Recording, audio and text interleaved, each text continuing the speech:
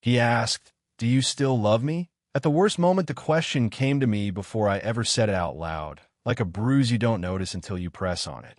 If I ask her now, everything changes. I was sitting at the small kitchen table in her apartment, the one with the uneven leg she never fixed. Morning light slipped through the blinds and stopped just short of her face, as if even the sun knew better than to interrupt her thoughts. She was 46. She told me once, casually, the way people mention the weather, and somehow still managed to look like someone who had learned how to be alone without becoming cold. I was 24, pretending not to notice how my coffee had gone untouched. She stood by the counter, back to me, rinsing a mug that didn't need rinsing. Her shoulders were stiff, like she was bracing against something that hadn't arrived yet. I watched the way her fingers tightened around the ceramic, then loosened, then tightened again. She always did that when she didn't want to say something. "Did you sleep?"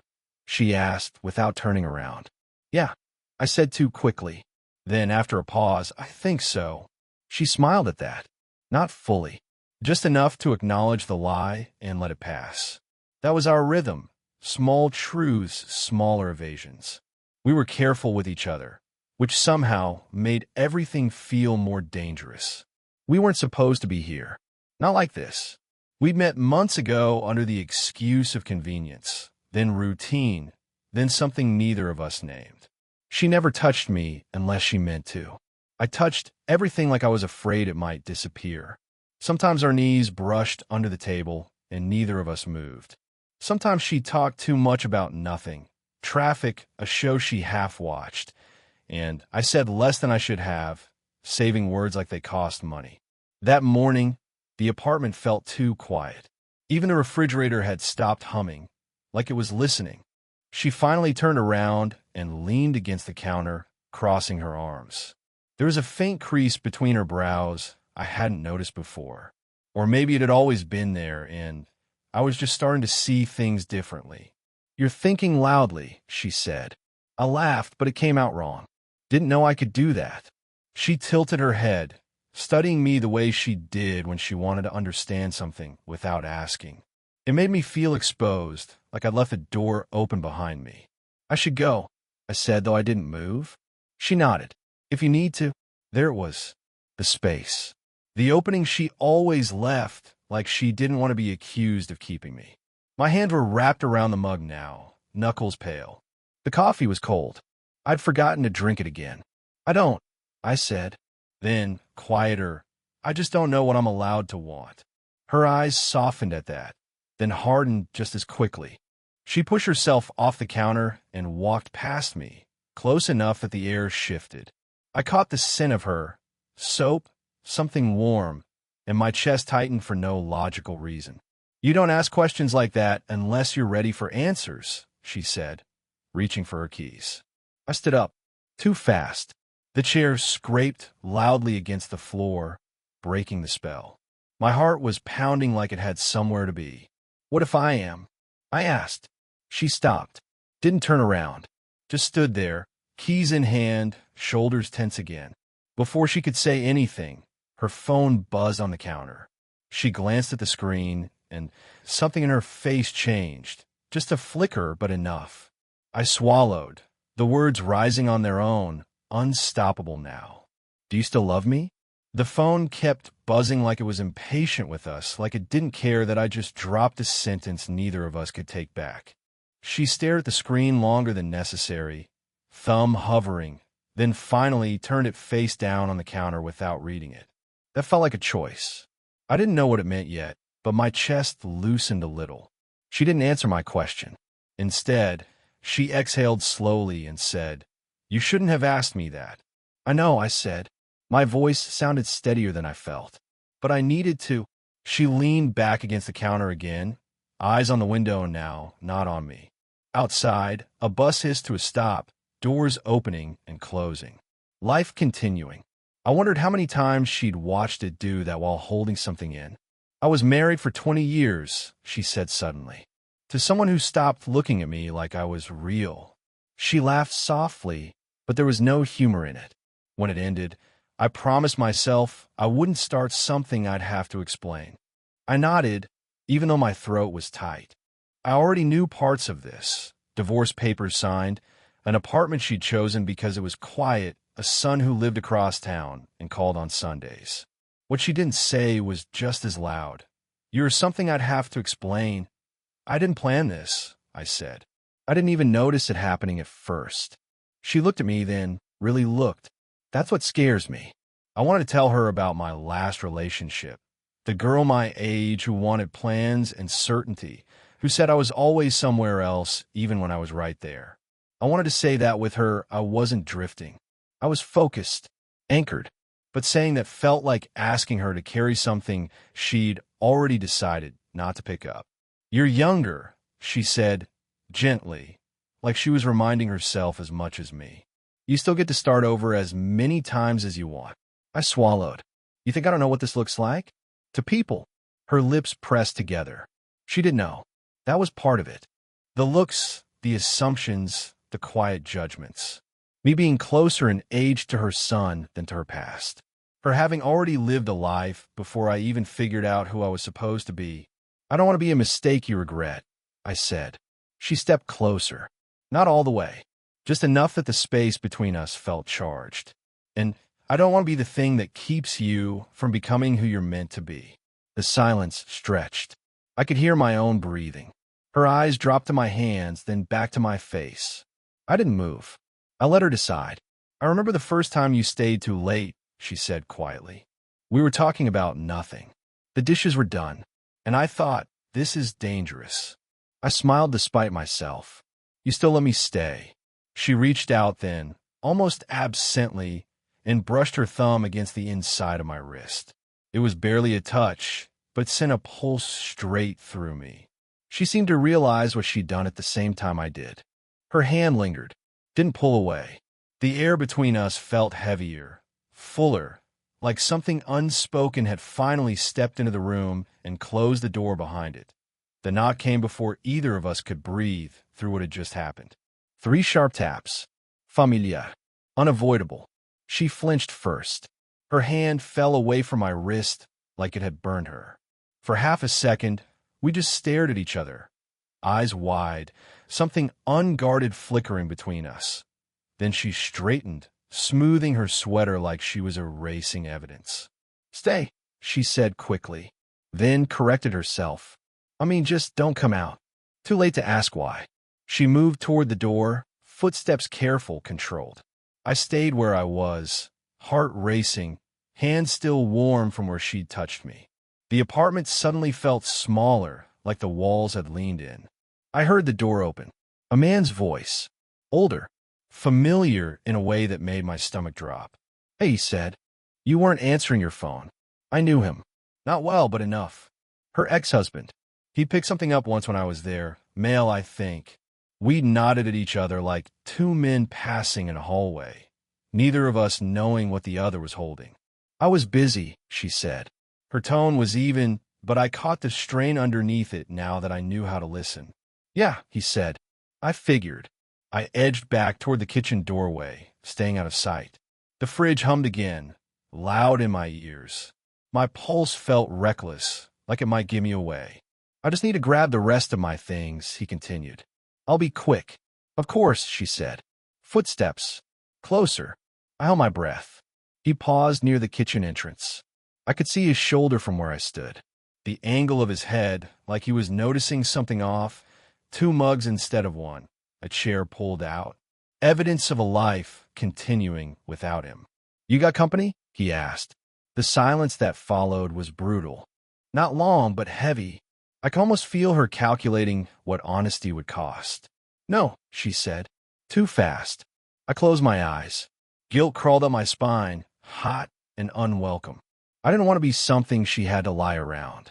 He hummed, unconvinced, but let it go. A drawer opened. Closed. Keys clinked. Then footsteps retreating. "Take care," he said from the doorway. "You too." The door shut. Locked. She leaned back against it like she needed the support. One hand covered her mouth. When she looked at me, her eyes were wet, not crying, just full. "I can't do this," she said.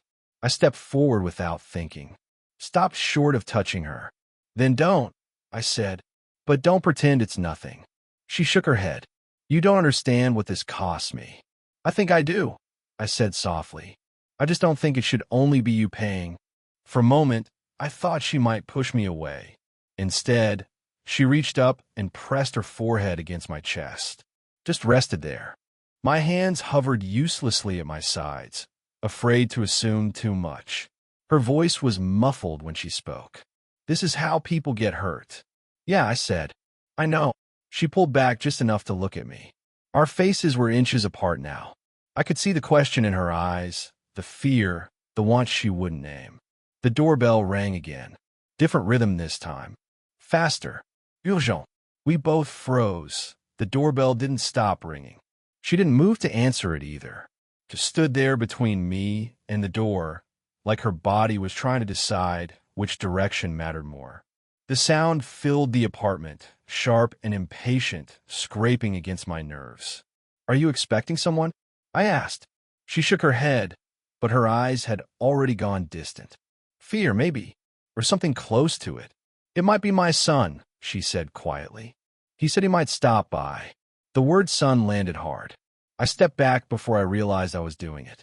Not because of him, but because suddenly I saw myself the way everyone else probably would. Standing in her kitchen. Too young. Too close. Something that didn't fit cleanly anywhere. She noticed. Of course she did. Don't, she said. Don't disappear like that. I'm not, I said, but my voice betrayed me. This is exactly what you were afraid of.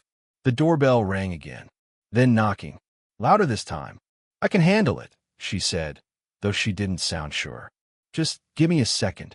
She turned the lock, opened the door halfway. I couldn't see him, but I heard him. Younger than her ex, close to my age. That made it worse somehow. Hey, Mom, he said. You okay? You weren't answering. I'm fine, she replied. Too bright. I was just cleaning. Smells like coffee, he said. My heart thudded. I stared at the floor, like it might give me instructions. He stepped inside. I caught a glimpse of him now, tall, familiar features, her eyes. He looked at me, confusion flashing across his face. Oh, he said. Sorry, I didn't know you had a friend, she cut in quickly. She hesitated. That pause did something to me. Not jealousy exactly. Something sharper. Being unnamed. Being convenient. Being real and invisible at the same time. Someone from work? She finished. Her son nodded politely, but his eyes lingered. Curious. Measuring. I'll come back later, he said. Didn't mean to interrupt. You're not, she said, too fast again. But he was already backing toward the door. Call me, okay? I will. When the door closed behind him, the silence that followed was unbearable. She exhaled like she'd been holding her breath for minutes. Turned to me. I'm sorry. That's what I am. I asked before I could stop myself. Someone you don't even name? Her face tightened. That's not fair. Neither is this, I said. You asked me to stay, but only if I don't exist. That's not what I'm doing, she said, voice rising now. I'm trying to protect everyone. And what about me? The question came out rough. Honest. What happens to me in all this? She looked at me then, not carefully, not guarded. Just raw. You think this doesn't terrify me? She said. Every time I look at you, I think about everything I could ruin. My family, your future, the way people will talk. I don't care about them, I said. I care about you. She stepped closer. I didn't move away this time. You say that now, she whispered. But one day I'll still be standing here, I said, asking you the same question. Her hand came up, stopped just short of my face. Trembling.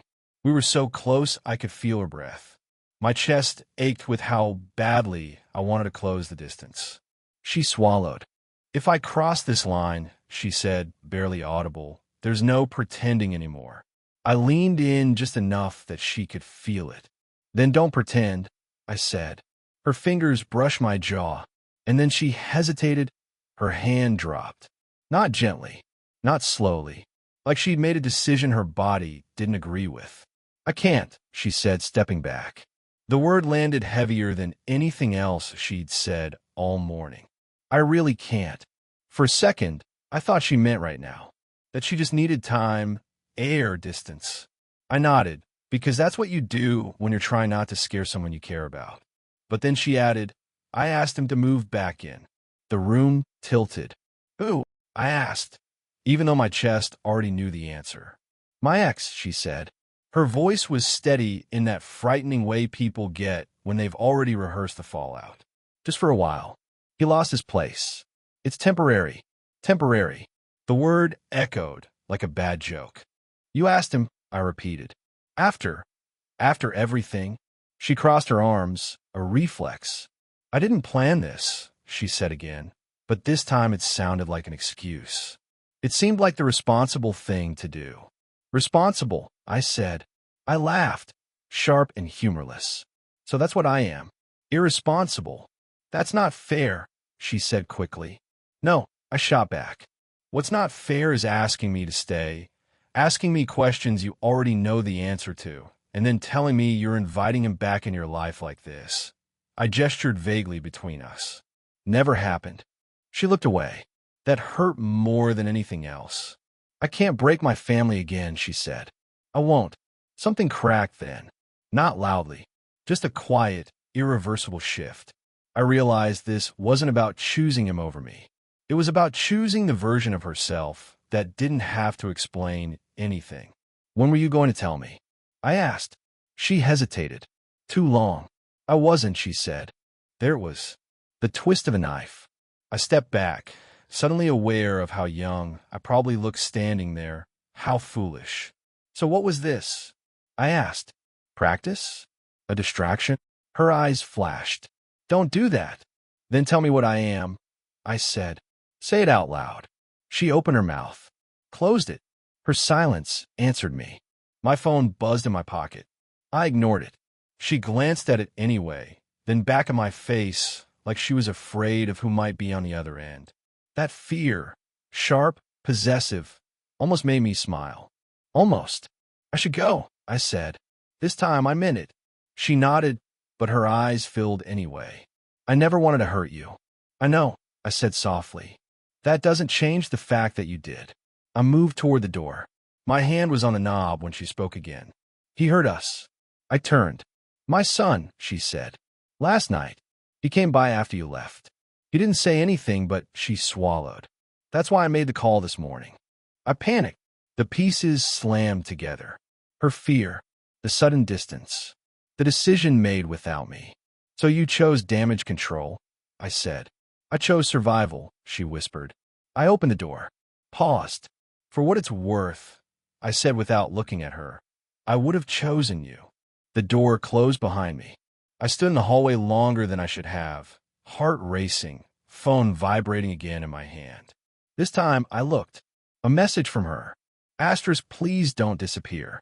I don't think I can survive that either. Asterisk, I didn't go far. I made it down the stairs, out into the cold air, stood there like I was waiting for instructions from a pavement. My phone buzzed again in my hand. I didn't read the message twice. Once was enough to undo me. Please don't disappear. I leaned my head back against the building and closed my eyes. Everything in me wanted to be cruel, to protect myself by becoming smaller, quieter, gone. That would have been easier. Clean. But disappearing had always been her fear. And staying, really staying, had always been mine. By the time I went back up, my hands were shaking. Not dramatic shaking. Just enough to give me away. The door opened before I knocked. She must have been watching through the peephole, like she used to when she was unsure whether to answer the phone. Her eyes widened when she saw me, relief crashing into something like shame. I'm not here to beg, I said quickly. I need to say this once out loud before I lose the nerve. She stepped aside. Let me in. The apartment looked the same, but it felt different now. Like something had already broken and we were deciding whether to pick up the pieces or leave them on the floor. I know why you panicked, I said. I know why you chose safety. I'm not blind to the cost of this. She nodded, arms wrapped around herself. Then why did you come back? Because I realized something, I said. You didn't choose him. You chose fear. And I can't compete with that by pretending I don't exist. Her breath caught. I won't be your secret, I continued. I won't be the thing you deny to keep your life quiet.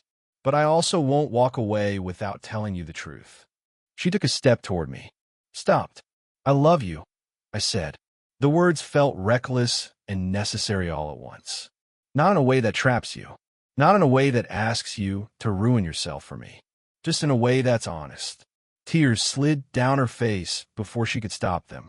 She wiped at them impatiently, like she was angry at her own body.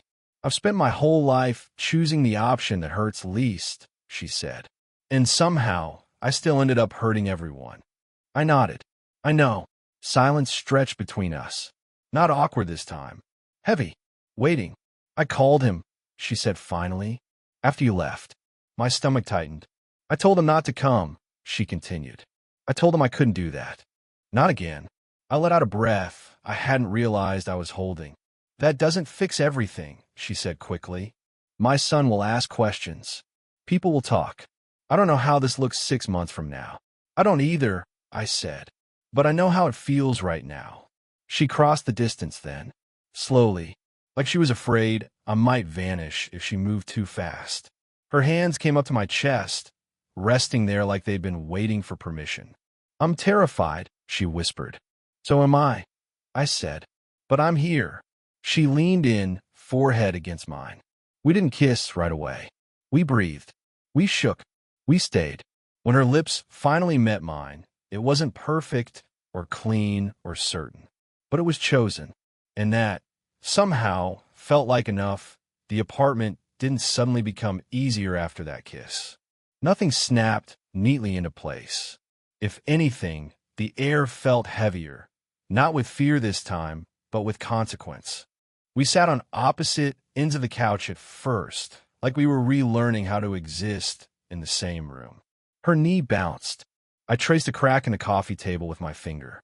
Outside, the city moved on, indifferent and loud, as if it hadn't just watched two people decide to ruin the safest versions of themselves. My son came back later that night, she said eventually, after you left. I looked up. I didn't lie this time, she continued. I didn't explain everything either, but I told him I was seeing someone important. My chest tightened, and he was quiet, she said.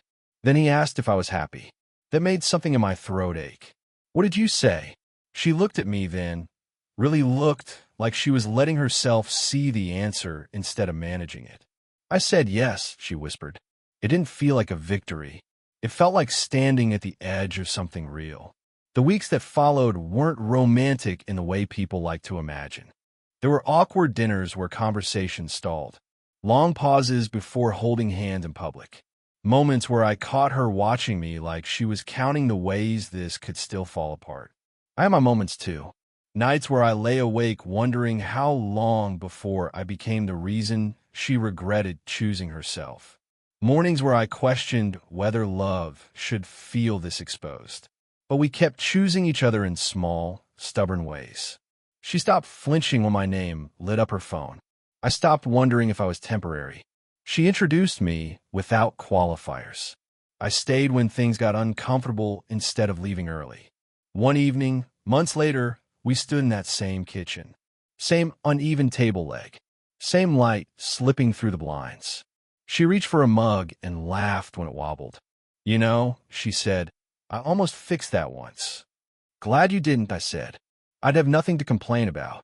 She smiled, fully this time, and leaned into me. Easy. Natural. Like we'd earned it. I don't pretend our story is simple. The age gap doesn't disappear. The past doesn't erase itself. There are still looks. Still questions. Still days where fear shows up uninvited. But love, I've learned, isn't about finding the least complicated path. It's about standing in the mess and deciding not to walk away. Sometimes I think back to that moment, the worst moment, when I asked the question I wasn't supposed to ask, when everything could have ended cleanly if I'd stayed quiet. And I realized this. Silence would have cost us more than honesty ever did. We didn't end up together because it was easy. We ended up together because we chose truth over comfort, risk over regret, presence over disappearing. So tell me, would you have asked the question? Would you have stayed when it got uncomfortable? And if love showed up at the worst possible moment, would you still choose it?